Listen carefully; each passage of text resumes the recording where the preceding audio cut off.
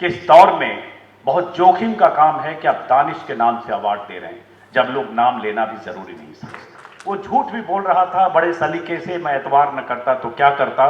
तो झूठों के सरताज इस देश में बहुत है, इतना झूठ बोलते हैं कि कई बार सच में भी मिलावट लगती है। कुछ तो मजबूरियां रही होंगी, यूं ही कोई बेवफा नहीं होता, मालिक का शिकंजा संपादक का शिकंजा। नो, ट्विटर पर जो चापलूसी करते हैं वो क्या मालिक ने कहा? ट्विटर पर नरेंद्र मोदी को टैग करके जो चाटुकारिता के च्यवनप्राश की तरह रोज लिखते हैं, क्या मालिक और संपादक ने कहा? नो।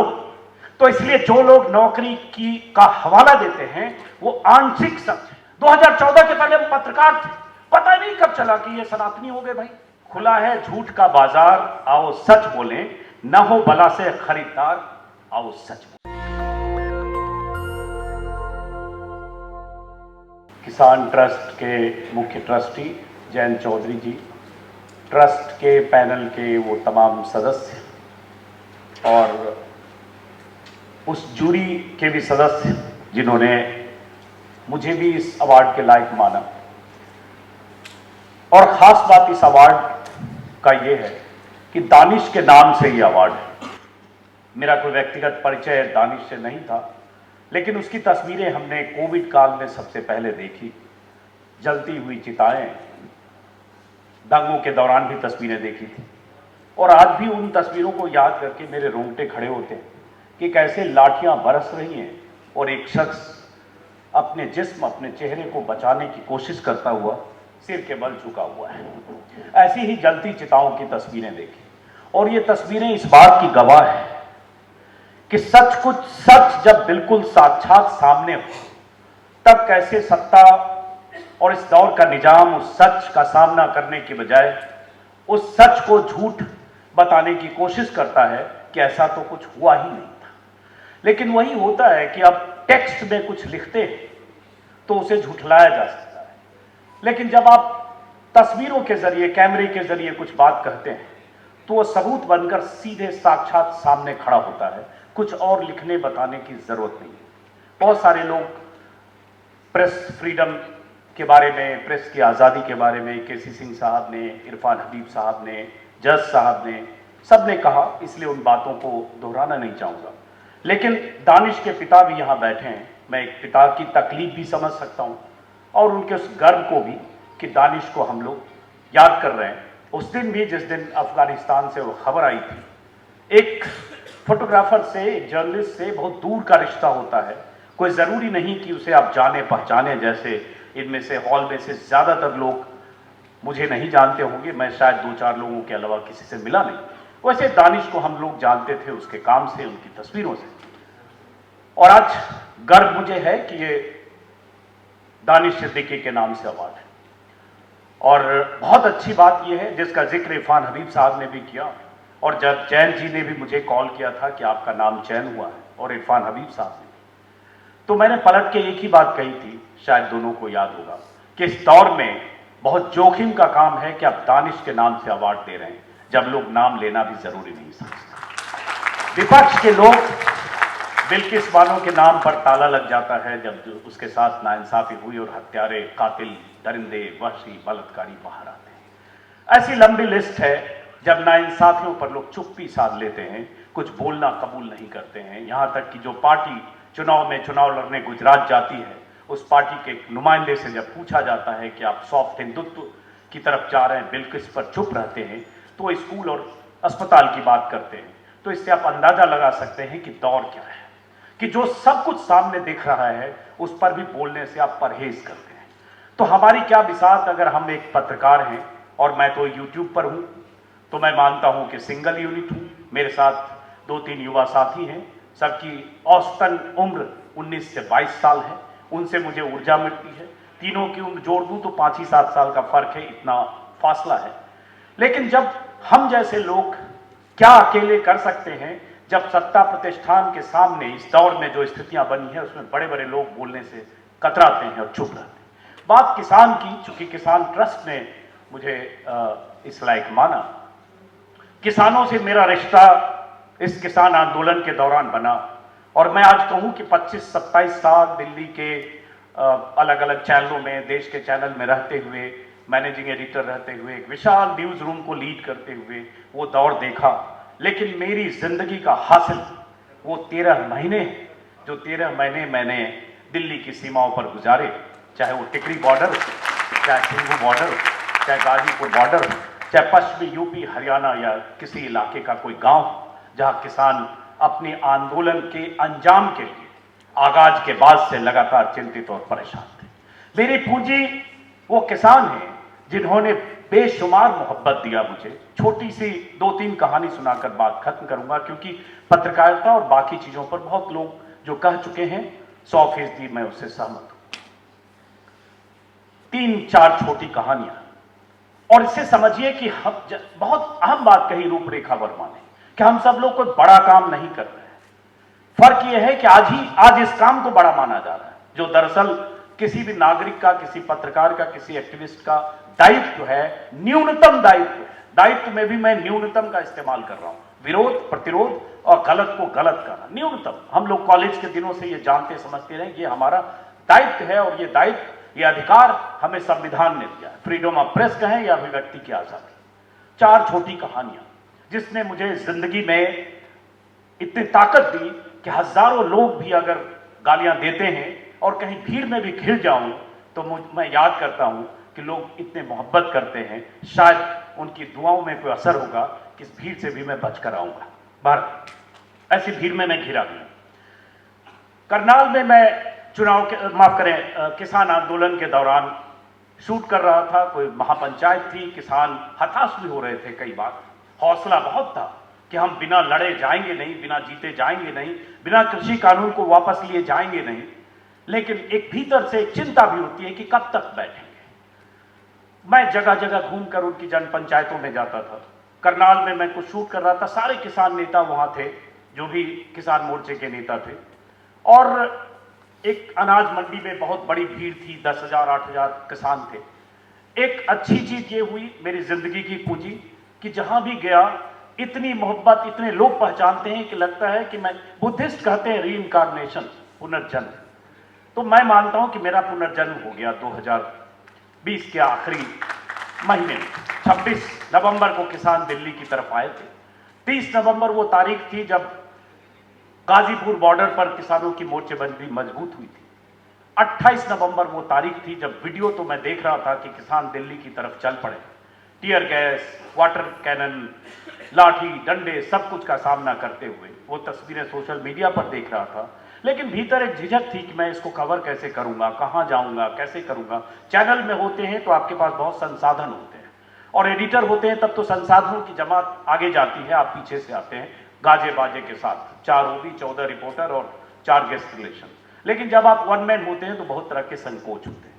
तो हुआ ये कि 5-7 मिनट टाइम तो होगा, मैं हुआ ये कि 26 नवंबर को एक वीडियो डाला मैंने। मेरे घर में कुछ दोस्त आए हुए थे, 26 या 27 को तारीख थी, और कुछ खाना वाना हमने बनाया। वो वीडियो मैंने ऐसे ही डाला, कुछ लिट्टी वगैरह कुछ बनाया, ऐसे डाला फन में।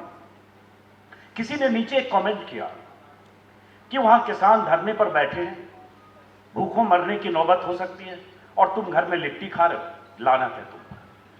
वो मुझे उस कमेंट ने इतना विचलित और बेचैन किया कि मुझे लगा हाँ ये तो गुनाह है।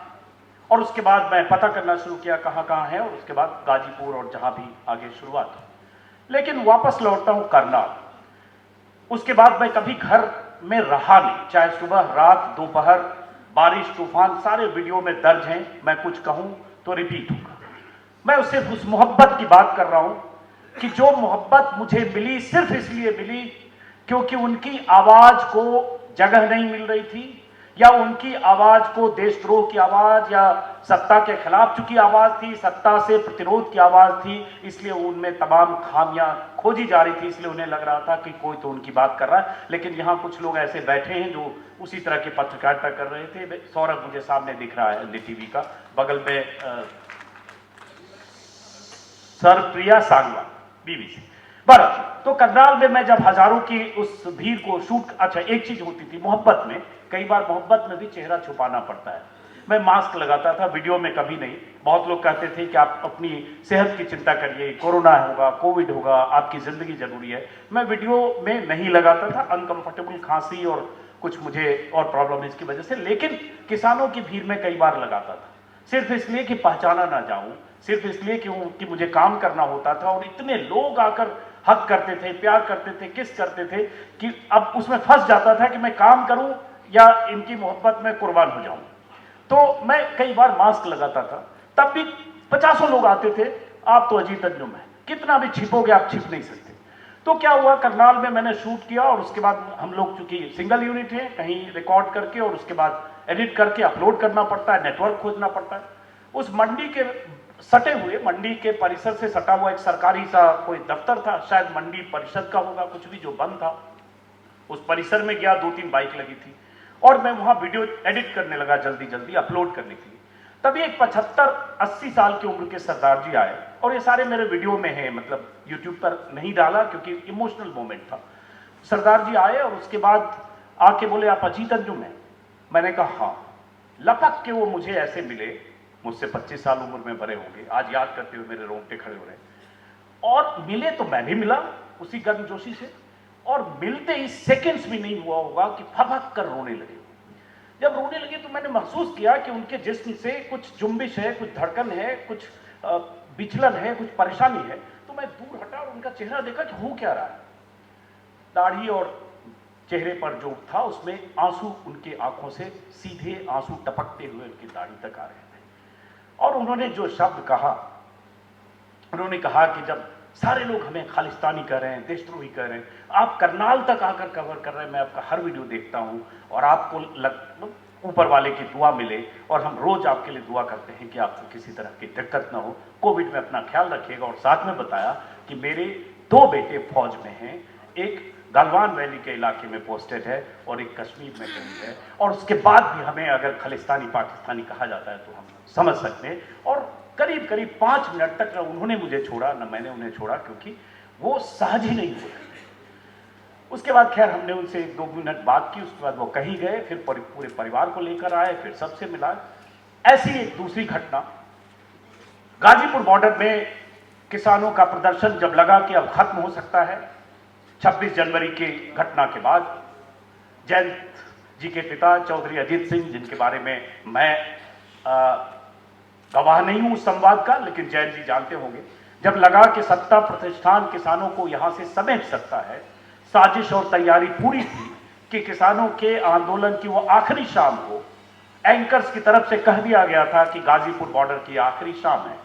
वो एंकर्स, वो चेहरे जो पूरे आंदोलन के दौरान गायब थे, जो अपने स्टूडियो में होते थे मेकअप के साथ, अच्छे कपड़ों के साथ, और किसानों को आतंकवादी, देशद्रोही और देश विरोधी और पता नहीं क्या क्या बहकाए गए, भड़काए गए लोग, जो ऊपर से नैरेटिव मिलता था उसी के हिसाब से तमगा देते थे, उनमें से बहुत सारे एंकर्स उस दिन गाजीपुर बॉर्डर पहुंचे थे 28 की शाम। और मेरे लिए बहुत दुखद था ये देखना कि अचानक वो सब चेहरे वहां डोमिनेट कर रहे हैं और मैं उस आंदोलन को बिखरता हुआ देख रहा हूं, जिसे मैं मानता था कि वो लोग हैं जो अपने हक की आवाज के लिए बैठे हैं।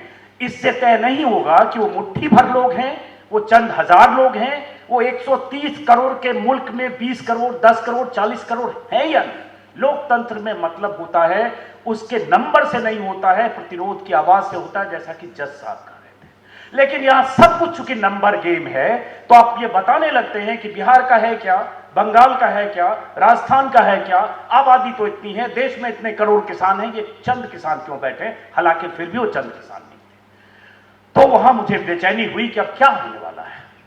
लेकिन खैर उसके बाद राकेश टिकैत की आंखों से आंसू निकले, चौधरी अजीत सिंह से उनका संवाद हुआ, पता नहीं क्या हुआ कि रातों रात किसानों के जत्थे गाजीपुर बॉर्डर पर आ गए और पूरी रात में भी हुआ था। और सुबह मैं जब देखा कि किसान आ रहे हैं, तो कई बार किसी लड़ाई में होता है कि लगता है आप हार रहे हैं या आपको लगता है कि इनको जीतना चाहिए। जब वो हारता दिखता है तो आप दूर रहकर भी, यहां कोई कह सकता है कि आप पत्रकार थे या एक्टिविस्ट थे, नहीं, मैं पत्रकार था लेकिन मैं उनकी लड़ाई के हक में था, क्योंकि वो लड़ाई सत्ता प्रतिष्ठान से लड़ रहे थे। वो लड़ाई उस कानून के खिलाफ लड़ रहे थे जिस कानून को गलत तरीके से थोपा गया, जिस कानून पर कोई राष्ट्र में, देश में किसी तरह का विचार विमर्श नहीं हुआ, जिस कानून को राज्यसभा में धक्का मुक्की करके वॉइस वोट से पास किया गया। मुझसे ज्यादा जानकार यहां लोग बैठे हैं, तो इसलिए मैं उनके साथ था कि हाँ, इनकी आवाज जानी चाहिए, जो तय हो वो लोकतंत्र के तौर तरीकों से। खैर, उसके बाद किसानों के जत्थे आए और उसके बाद अचानक वहां का परिदृश्य बदल गया। ऐसा बदला कि 1 किलोमीटर 2 किलोमीटर तक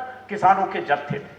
वो सरकार हिली जो सरकार मानती है कि सर्वशक्तिमान विश्व गुरु की सरकार है, जिनके सामने किसी की कोई हैसियत नहीं है, कीड़े मकोड़े हैं अगर उस सत्ता के साथ कदम ताल करते नहीं हैं तो। और 95% 90% मीडिया के लोग सत्ता के साथ कदम ताल और पादुका पूजन कैसे करते हैं, मुझसे ज्यादा आप जानते।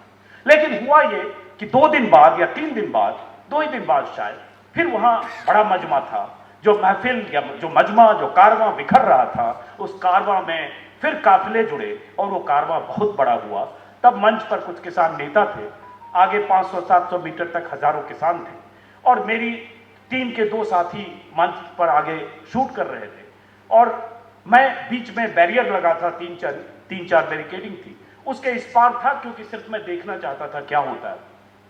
तभी मुझे लगा कि मंच पर कुछ हलचल हो रही है, तो मैं सुनने के लिए मैं जाने की कोशिश किया, कैसे करूं, भीड़ बहुत है। तो मुझे एक ख्याल आया कि मैं मास्क हटा दूं तो मुझे रास्ता मिल जाएगा। उस भीड़ में सिर्फ मैंने मास्क हटाया और उसके बाद ऐसे रास्ता मिला, सब किसानों ने बहुत गर्मजोशी से, और मैं मंच तक पहुंचा। लेकिन अगली बात जो मैं कहने जा रहा हूं, जो मेरी जिंदगी की पूंजी है, जो मैंने कहा, और ये इतनी बड़ी पूंजी है कि कल को 6 महीने जेल भी जाना पड़ेगा, तो ये मेरे लिए मेरी यादें हैं जो मुझे ताकत और हौसला देती है। जब मैं वहां पहुंचा बैरिकेडिंग के सामने, तो सामने बैरिकेडिंग है, बीच में जैसे ऐसे होता है, यहाँ 40 कैमरामैन, फोटोग्राफर, वो आंदोलन उठ खड़ा हुआ था। जिस आंदोलन को बिखरने की कामना लेकर एंकर्स उछल और मचल रहे थे, उस दिन वो कोई एंकर, कोई चेहरा वहां नहीं था। उस दिन फिर वो लोग थे जो उस आंदोलन को लगातार कवर कर रहे थे, क्योंकि एंकर्स के लिए वो मातम की शाम थी। जश्न की शाम 2 दिन पहले थी, जब लगा कि आंदोलन खत्म। बहरहाल, तो वहां भीड़ में मैं ऐसे खड़ा हुआ, सामने बैरिकेडिंग है, मंच है, बीच में कैमरामैन है, मैं ऐसे सिर्फ देखने की कोशिश कर रहा था कि आवाज सुनी हो क्या रहा मंच पर। तभी पीछे से किसी ने ऐसे नीचे 2-3 बार मेरे पैर में ऐसे किया। नीचे लोग बैठे थे कतार में, सड़क पर, गाजीपुर बॉर्डर पर, हाईवे पर, 1000 मीटर या 500 मीटर तक। तो मुझे लगा कि किसी को दिक्कत हो रही होगी, शायद व्यू उनका बाधित हो रहा होगा, क्योंकि मैं यहाँ सामने खड़ा हूं। तो मैंने पलट कर देखा तो एक सरदार जी थे, उनकी भी उम्र 60-70 साल होगी। एक पैर कंधे से कटा हुआ था, एक बैसाखी उन्होंने रखी हुई थी, कंधे से नहीं, जांग से। तो मुझे समझ में आ गया कि उनका पैर कटा हुआ, बैसाखी रखी है और इनको देखने में दिक्कत हो रही है। मैंने झुक के कहा, मैं हट जाता। उन्होंने कहा, नहीं नहीं, मैं हटने के लिए नहीं कर रहा हूं, मैं कह रहा हूं आप मेरे कंधे पर पैर रखकर उस तरफ जाओ।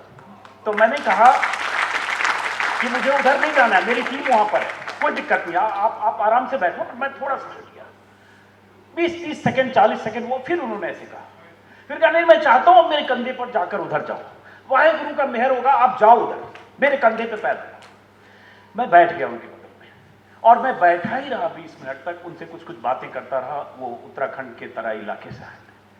ऐसी इतनी कहानियां मेरे पास है जो मैंने महसूस की है, और वो कहानियां मुझे इतना संबल, इतना ताकत देती है, जो इस दौर में तमाम आलोचनाएं, गालियां, ट्विटर पर ट्रोल किया जाना, अगर मैं ट्विटर देखता तो रात में विलियम टेन या ऐसी नींद की दवा खा के सो जाता, लेकिन मैं उन किसानों के चेहरे देखता था तो मेरा हौसला बढ़ता था। एक मेरे ट्विटर टाइमलाइन पर पहला वीडियो है जिसमें मैं वेस्ट यूपी के किसी गांव में जा रहा था, गन्ने के खेत में एक किसान, वो वीडियो मेरे ट्विटर पर लगा हुआ है, कि भटक गया रास्ता, जो गांव में पूछ रहा था, किसी से पूछता हुआ कहीं जाता था। एक किसान खेत में गन्ना काट रहा था, 2-3 लोग थे, ट्रैक्टर लगा हुआ था, गन्ने काटे भी जा रहे थे, ट्रैक्टर पर लोड हो रहे थे। तो मैंने किसी को भेजा, जरा पूछो फला गांव किधर है। तो गया पूछने, तभी तक उस किसान ने मुझे देखा और मुझे लगा कि मेरी टीम से जो पूछने गया शायद समझा नहीं पा रहा है कि हमें कहाँ जाना। मैं गया उतरकर, मुझे देखते ही उसके चेहरे जो खिले, और उसके बाद वो कहने लगे कि मैं तुम्हारा वीडियो रोज देखता हूँ, मैं तुम्हारा वीडियो रोज देखता हूँ। वो वीडियो मेरे ट्विटर पर पड़ा हुआ है, और उनके 5 उंगलियां सलामत नहीं, सलामत मतलब जैसे होता है खेत में लगातार काम करते हुए जो हालत थी, पुरानी सी खुरपी, शर्ट मैंने देखी गौर से ट्विटर पर, बार बार इसलिए बोल रहा हूं, फैक्ट चेक का जमाना है, लोग बोलते हैं चूंकि इस दौर में ऐसा होता है ना, वो झूठ भी बोल रहा था बड़े सलीके से, वो झूठ भी बोल रहा था बड़े सलीके से, मैं एतबार न करता तो क्या करता। तो झूठों के सरताज इस देश में बहुत है, इतना झूठ बोलते हैं कि कई बार सच में भी मिलावट लगती है, इसलिए मैं वही बात करता हूं जो मेरे वीडियो पर है। 12 तो उसमें उसके बाद जो उन्होंने बात की और कहा कि मैं तुम्हारा वीडियो रात में 2 घंटे देखता हूं, मैंने कहा कैसे देखते हो, फिर जो भी उन्होंने बताया वो फिर मैं कर रहा हूं वो ट्विटर पर। वहां से मैं लौटा और इतना थ्रिल होकर लौटा कि कई दिन तक सोचता रहा कि ऐसे लोग क्यों मुझसे मोहब्बत कर रहे हैं, या क्यों रिकॉग्नाइज कर रहे हैं, या क्यों देख रहे हैं। सिर्फ एक बात है, उनकी आवाज, उनकी बात, उनकी तकलीफ या उनकी समस्या उस दौरान जो वो चाहते थे सुनी जाए, या जो किसान आंदोलन में थे उनके पक्ष में वो चाहते थे जो सुनूं और जानूं, उसके लिए कहीं स्पेस नहीं था। स्पेस किसके लिए था? हरियाणा के कृषि मंत्री जेपी दलाल के लिए, अगर नाम सही बोल रहा हूं तो, कि किसान हैं मरेंगे ही, जब इतने लोग बैठे हैं, इतने हजार लोग बैठे हैं तो 100 लोग मर गए तो क्या हुआ? किसानों की मौत पर, किसानों की मौत पर ऐसे ऐसे बयान इस दौर में आते रहे। तो इसलिए वो किसान सिर्फ ये सोचता था कि ये आदमी मेरी आवाज पहुंचा रहा है, या मैं जिनकी आवाज सुनना चाहता हूं वो आवाज इन तक पहुंचा रहा है। तो सही कहा रूपरेखा वर्मा ने, हमने कोई बड़ा काम नहीं किया, बहुत ही बुनियादी रिपोर्टर का काम, जो शायद 56 साल आज मेरी उम्र है, रिटायरमेंट से 3-4 साल पहले अगर सरकारी फाइलों के हिसाब से देखें तो जज साहब लोगों का 65 साल है सुप्रीम कोर्ट में, लेकिन उस हिसाब से देखूं तो ये काम तो मुझे 30 साल पहले करना चाहिए था, या 30 साल, 25 साल, 26 साल के रिपोर्टर करते हैं। बहुत बेसिक काम, बार बार कहूंगा, कोई ऐसी चीज नहीं की जिससे मैं इस अवार्ड का हकदार बन गया। बहुत बेसिक काम जो उनको लग रहा था कि कोई उनकी आवाज नहीं पहुंचा रहा। आवाज किसकी पहुंचा रहा है और क्यों ऐसी स्थिति है? खत्म करने से पहले शाहिद सिद्दीकी साहब ने भी कहा, दौर ऐसा है कि जो सत्ता में नहीं है उनसे सवाल पूछो, जो 8 साल पहले सत्ता में चले गए उनसे सवाल पूछो, जो 5 साल पहले सत्ता में चले गए उनसे सवाल पूछो। राहुल गांधी भारत यात्रा में अगर हैं तो घड़ी देख रहे भाई साहब, मैं खत्म ही कर रहा हूं। राहुल गांधी अगर भारत यात्रा में हैं तो एक कैमरामैन, जो प्लांटेड कैमरामैन होता है दिल्ली से, जिस चैनल की क्या भूमिका है कहने की जरूरत नहीं है, जिन्होंने देखा होगा उनको पता होगा। राहुल गांधी है यहां से 30 फीट 40 फीट दूर, उनके साथ कुछ लोग वो हाई सिक्योरिटी में हैं, उनके साथ बैरिकेडिंग है, पुलिस वाले हैं, दर्जनों लोग जा नहीं सकते। आपको पता है कि उनके परिवार में 2 लोगों की हत्या हुई। अब वहां से 40 फीट दूर एक reporter, mister Rahul, mister Rahul, mister Rahul, पूरा फोकस कैमरे वाले का उस रिपोर्टर पर है, रिपोर्टर का ऑडियो कैच हो रहा है और राहुल गांधी वहां उन तक आवाज भी नहीं जा रही है। ऐसे कोई इंटरव्यू मांगता है क्या?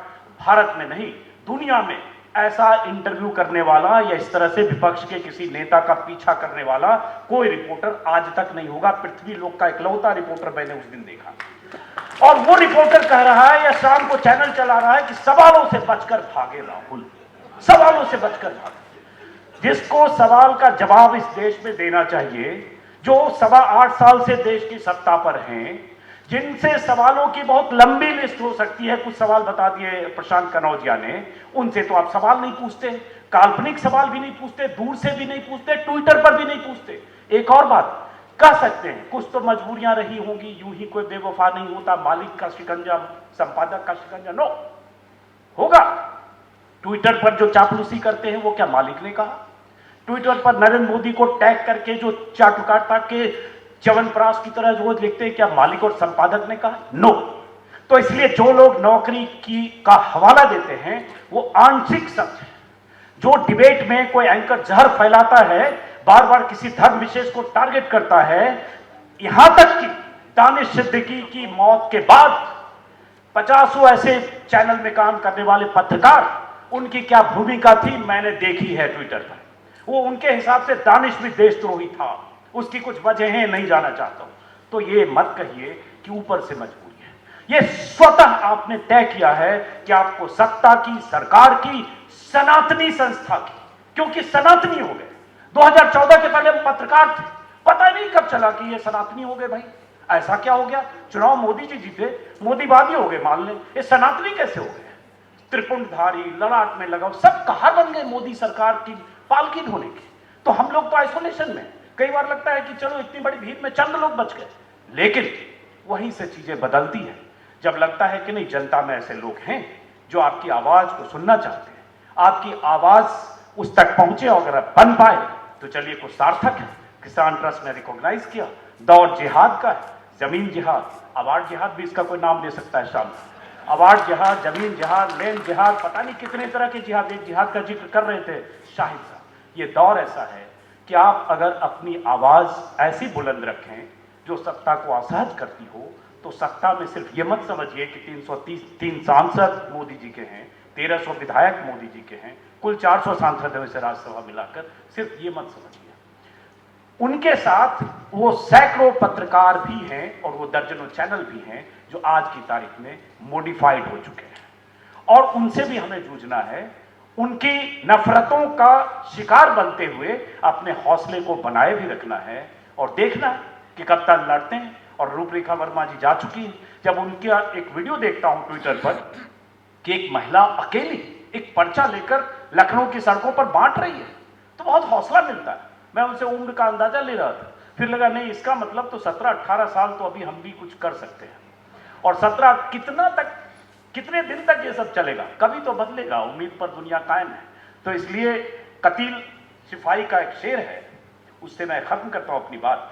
और कहने के लिए बहुत कुछ है, लेकिन वक्त चूंकि देर हो चुकी है, कि झूठ को लेकर है, कई बार मैं इसका जिक्र करता हूं।